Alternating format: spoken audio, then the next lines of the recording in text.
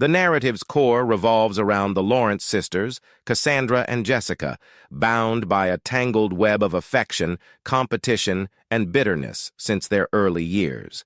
Cassandra, the firstborn, was always the favored child, stunning, talented, and married to the captivating and prosperous architect Dominic Blunt. Their relationship was the epitome of perfection in Mill Haven, a union that everyone yearned to mirror. Born into a family of modest resources, their father was a local fisherman and their mother an educator. From their tender years, the contrast between the sisters was evident. They were poles apart. Cassandra, with her mild temperament, was the apple of her parents' eyes. She was exceptional in academics, adored by her mentors, and appeared to traverse the social landscape of Mill Haven with natural elegance.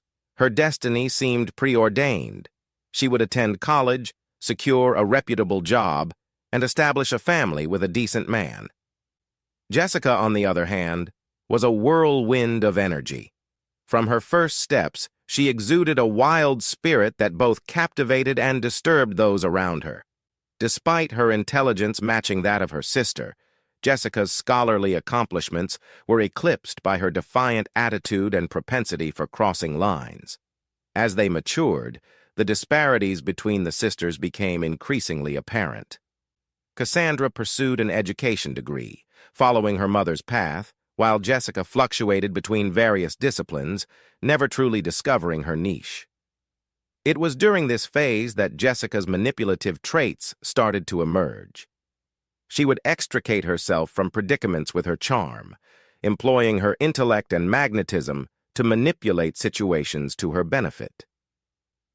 Jessica's liaisons were consistently fervent, yet fleeting. She appeared to revel in the turmoil of fresh romances, only to lose interest once the preliminary thrill waned. This behavior left a string of heartbroken admirers and resentful former partners, further solidifying her status as Mill Haven's outcast. Cassandra, on the contrary, had returned to her birthplace post-graduation and swiftly attracted the attention of Dominic Blunt, an emerging talent in the architectural realm.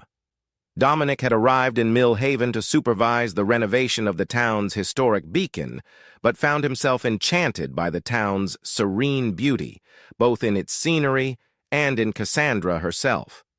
Their courtship was swift and fervent, concluding in a dreamlike wedding that remained the town's buzz for several months.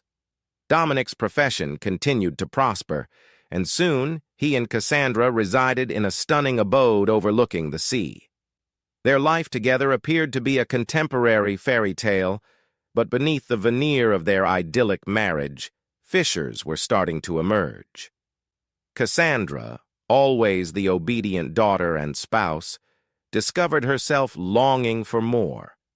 She had abandoned her own aspirations of exploration and excitement to settle in Mill Haven, and a part of her begrudged the compromises she had made for her marriage. Dominic, on his end, grappled with his inner turmoil. The strain of his high-stakes profession and the small-town expectations bore down on him.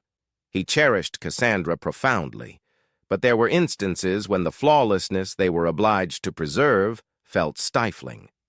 Amidst this fragile equilibrium, Jessica resurfaced in their lives. After years of wandering from one city to another, she found her way back to Mill Haven, professing a desire to re-establish ties with her origins. In truth, she was escaping another unsuccessful relationship and escalating debts, seeking sanctuary in the only place she knew would accept her.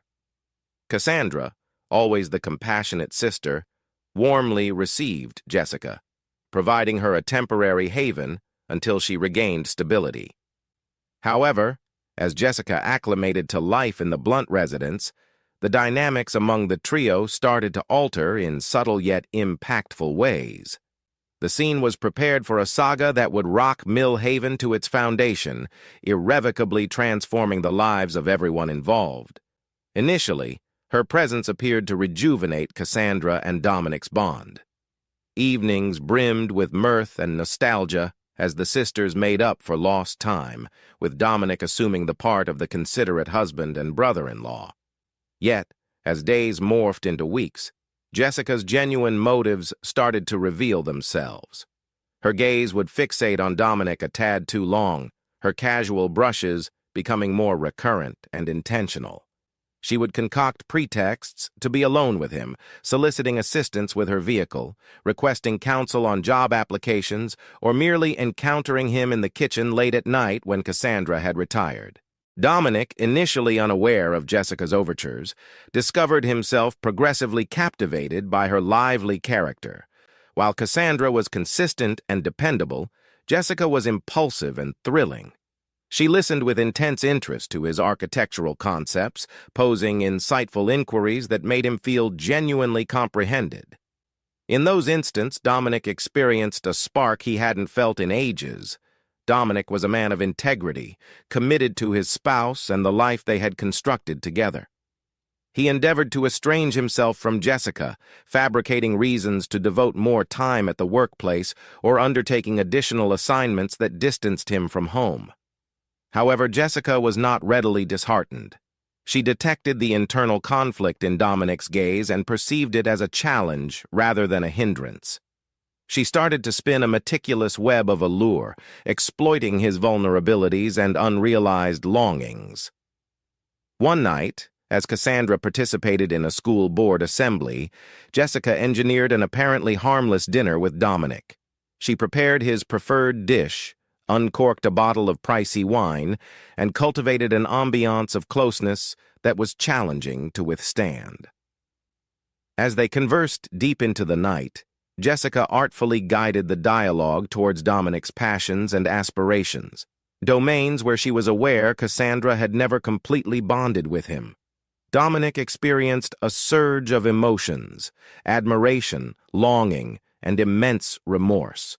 He faltered in his reply, attempting to direct the discussion towards less perilous topics, but Jessica had already discerned her benefit. She inched closer, her hand grazing his. "Have you ever pondered what it would be like to be genuinely comprehended, to be with someone who perceives you for who you truly are?" The air in the room was thick with tension. Dominic recognized he should depart, should terminate this hazardous situation before it escalated. Yet, something restrained him, ensnared by Jessica's magnetic appeal. As Jessica's lips pressed against his in a fervent embrace, Dominic's defenses weakened. In that instant, the cornerstone of his matrimony started to fracture, instigating a sequence of occurrences that would culminate in unfathomable catastrophe. The ensuing weeks after that life-altering night were a haze of clandestine encounters and escalating guilt for Dominic. What had initiated as a transient error in judgment swiftly intensified into a full-fledged affair, with Jessica and Dominic devising increasingly inventive methods to be together without rousing Cassandra's doubts. Their trysts varied from hasty meetings in Dominic's workplace to meticulously arranged business excursions that enabled them to evade the vigilant gaze of Millhaven. Jessica delighted in the exhilaration of their illicit affair, each secret rendezvous amplifying her sense of victory over her sister. For Dominic, the liaison was an addictive blend of thrill and self-condemnation. Each meeting left him both elated and consumed by guilt. Jessica, the consummate manipulator, was adept at maintaining Dominic's captivation. She portrayed the ideal paramour, alternating between ardent seductress and susceptible confidant. She would pay heed to his work-related frustrations and his unrealized aspirations, proffering the comprehension and endorsement he yearned for. "I've never encountered anyone like you, Dominic," she would murmur during their private moments. "You merit so much more than this modest community can provide you." Her statements were meticulously selected, sowing seeds of dissatisfaction in Dominic's psyche about his existence with Cassandra. She depicted captivating images of the prospect they could share, a life brimming with adventure and fervor, liberated from the limitations of small-town anticipations. Dominic discovered himself progressively conflicted between his burgeoning affections for Jessica and his devotion to Cassandra. The dual existence he was maintaining started to exact its penalty, materializing in emotional volatility and uncharacteristic conduct that didn't escape his wife's notice. At home, Dominic's culpability surfaced as a combination of emotional detachment and overcompensation. There were instances when he could scarcely meet Cassandra's gaze, and others where he would inundate her with affection, impelled by contrition. He immersed himself in his profession, accepting more assignments than ever before, utilizing his vocation as both a refuge and a justification for his recurrent absences. Jessica, in her capacity, executed the part of the devoted sister-in-law flawlessly. She would engage Cassandra in extended discussions, pretending fascination in her mundane existence while covertly relishing in her duplicity. Instants would arise when a glimmer of remorse would traverse Jessica's visage, a fleeting acknowledgement of the distress she was inflicting on her sister. However, these instants were swiftly quashed, eclipsed by her yearning for Dominic and her profoundly ingrained compulsion to finally eclipse Cassandra. As the affair advanced, the hazards they undertook amplified. They commenced convening in more public venues, their craving for one another superseding their prudence. There were narrow escapes. A neighbor who nearly discovered them in a clinch, a co-worker of Cassandra's who spotted them dining together in an adjacent town. Each near exposure merely intensified their bond, the peril morphing into an integral facet of the enticement. Yet, as weeks evolved into months, the pressure of their deceit started to manifest. Dominic, once invigorated by the affair, now discovered himself perpetually anxious. The remorse was eroding him, impacting his profession and his connections with acquaintances and kin. He started to contemplate whether the ardor he harbored for Jessica was commensurate with the annihilation of the existence he had established with Cassandra. Jessica, discerning Dominic's inner turmoil, intensified her endeavors to maintain his involvement. She grew more exacting of his time, more emphatic in her affirmations of affection. Her machinations became more conspicuous, exploiting his guilt and his aspirations in equal proportions. As their liaison reached its zenith, neither Jessica nor Dominic perceived that their meticulously fabricated facade was on the verge of collapse. The reality, as it frequently does, was subtly surfacing, poised to devastate the lives of everyone entangled. While Jessica and Dominic were immersed in their fervent affair, Cassandra was gradually assembling a puzzle she never wished to decipher. Initially, the alterations were inconspicuous.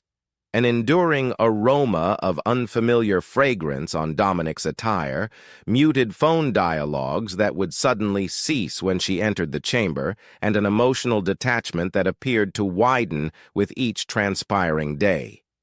Cassandra, ever the optimist, initially attributed these modifications to occupational stress or a midlife predicament.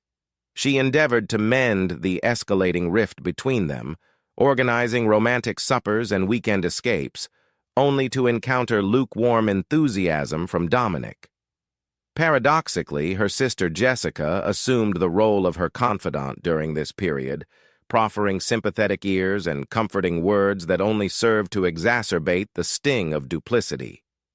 However, as weeks morphed into months, Cassandra could no longer disregard the persistent voice in the recesses of her psyche. She started to scrutinize the discrepancies in Dominic's narratives about delayed evenings at the workplace and distant meetings. She observed the manner in which Jessica's gaze would trail Dominic across a space, the barely disguised yearning in her eyes. One day, while attending to the laundry, Cassandra discovered a matchbook from a hotel in an adjacent city concealed in the pocket of Dominic's blazer, a lodging she was certain was not situated anywhere near his customary business locales. The finding sent a shiver down her spine. The tangible proof rendered it impossible to dismiss her gravest apprehensions any further. Caught between addressing her doubts and the dread of what she might discover, Cassandra found herself in a constant state of unease. She started to seclude herself from companions and associates, incapable of enduring the prospect of divulging her suspicions and rendering them genuine. Her slumber was tormented by nightmares, and she found herself monitoring Dominic and Jessica meticulously, seeking any indication that would corroborate or refute her fears. In a moment of desperation, Cassandra even entertained the idea of employing a private detective. However, the notion of outsiders probing into her personal affairs was unbearable. Instead, she resolved to confront Dominic and Jessica individually, hoping that one of them would capitulate under the strain and disclose the truth. Little did Cassandra anticipate that her choice to pursue the truth would initiate a sequence of occurrences that would culminate in a confrontation more calamitous than she could have ever envisioned, irrevocably modifying the trajectory of all their existences. The day of reckoning transpired on a tempestuous afternoon in late autumn. She had dedicated the morning to fortifying herself for this instant, rehearsing her dialogue and contemplating how she would maintain composure and poise in the face of impending heartache. When Dominic entered the house, discarding rain from his coat, he was greeted by the sight of his spouse standing in the chamber, her countenance a facade of barely suppressed emotion. The tension in the atmosphere was perceptible, and he instantly realized that their meticulously crafted pretense was on the verge of disintegration. "We need to discuss something," she initiated, her voice wavering marginally despite her utmost endeavors. "I am aware of your relationship with Jessica." The hue drained from Dominic's visage, his mouth gaping as he grappled to articulate words. In that moment of astonished silence, Cassandra deciphered the reality plainly etched across his features, and her final vestige of optimism dissipated. "How long?" she inquired, her voice escalating. "How long have you been intimate with my sister?" Dominic's posture drooped in surrender. He recognized there was no purpose in denying it any longer. "Cassandra, I apologize profoundly. It simply transpired." Cassandra interrupted him with a caustic chuckle. "You never intended to? Did you accidentally stumble into her bed?" The dam burst, and months of accumulated doubt and anguish gushed forth. Cassandra bombarded Dominic with accusations and inquiries, her voice reverberating throughout the residence. Dominic, for his part, could only remain there and endure her wrath, offering feeble apologies that did nothing to quell the surge of her indignation. As their dispute reached its peak, the entrance door creaked open and Jessica entered, halting abruptly at the sight before her. For an instant, the trio remained frozen in a portrayal of deception and remorse. "Jessica, how thoughtful of you to join us," Cassandra hissed. "We were merely discussing your liaison with my spouse." Jessica's gaze flickered between Cassandra and Dominic, her thoughts racing to devise an escape from this predicament. Dominic, caught between the two sisters, attempted to mediate. "Please, let us simply calm down and discuss this rationally," he implored. His remarks only served to redirect Cassandra's fury. In a burst of wrath, Cassandra seized a vase from the coffee table and flung it across the chamber, barely missing Dominic's head. It disintegrated against the wall, the crash accentuating her words. The noise appeared to rouse Jessica from her defiant posture. For the first time, a glimmer of contrition crossed her visage. Dominic and Jessica exchanged a glance of helpless guilt before gradually making their way to the exit. As it sealed behind them, Cassandra crumpled onto the couch, her frame convulsing with sobs. The existence she had recognized, the destiny she had envisioned, it had all disintegrated into ashes in a matter of moments. As the tempest raged outside, Cassandra's psyche was a maelstrom of sentiments, fury, humiliation, treachery, and an overwhelming sense of deprivation. In that instant, she arrived at a determination that would initiate the final, catastrophic act of this sordid narrative. The bartender, a seasoned man named Hank, observed with mounting apprehension as Cassandra downed beverage after beverage. He had encountered his fair share of patrons submerging their miseries, but something about the untamed expression in Cassandra's eyes unsettled him. "Another," Cassandra requested, her utterances marginally incoherent. Hank faltered, but served her another whiskey neat, silently pledging it would be her final one. As the night progressed, the bar emptied out, abandoning Cassandra alone with her reflections and her drinks. The liquor had numbed the acute edges of her agony, substituting it with a resentful determination. Around midnight, Hank gently recommended it was time for her to return home. "Need me to summon you a taxi, miss?" Cassandra dismissed him, fumbling in her handbag for her vehicle keys. "I'm fine," she asserted. "I just need to depart from here." Hank attempted to halt her, but Cassandra was already lurching towards the exit. As she stumbled into the parking area, Cassandra managed to start her automobile. The motor roared to vitality in the tranquil night, and she pulled away from the parking space, her vision obscured and her reactions perilously sluggish. The serpentine coastal route unfurled before her, a thread of asphalt scarcely discernible in the lunar radiance. As she navigated the vehicle, Cassandra's psyche was a tumultuous vortex of sentiments: indignation towards Dominic and Jessica's duplicity, humiliation for not perceiving the indications sooner, apprehension of the ambiguous destiny that now awaited her. The velocity indicator ascended as she exerted pressure on the accelerator. Calamity transpired on an especially hazardous bend. Cassandra's impaired responses betrayed her, and she negotiated the curve excessively swift. She perceived the automobile initiating to skid, tires screeching against the asphalt. In a moment of petrifying lucidity, she acknowledged her blunder. However, it was too late. The safety barrier yielded with a nauseating crunch of metal, and abruptly, Cassandra was airborne. Then obscurity enveloped her as the vehicle plunged over the precipice's brink, rotating end over end towards the jagged boulders beneath. The initial beams of daybreak were just illuminating the skyline when Officer Liam Murphy received the alert. A jogger had discovered a demolished vehicle at the base of Whispering Cliffs, an infamous segment of coastline. Murphy, an experienced member of Mill Haven's compact law enforcement unit, felt a sensation of foreboding as he proceeded to the location. The spectacle that awaited him was dismal. The automobile, a silver sedan, was barely distinguishable, having been pulverized by the collision and pummeled by the waves. As the rescue squad endeavored to retrieve the vehicle from its perilous situation, Murphy commenced the gloomy responsibility of deciphering what had occurred. The license plate, remarkably still unscathed, swiftly recognized the car as belonging to Cassandra Blunt. Murphy sensed his spirit plummet. He was acquainted with Cassandra, as were most inhabitants of Mill Haven.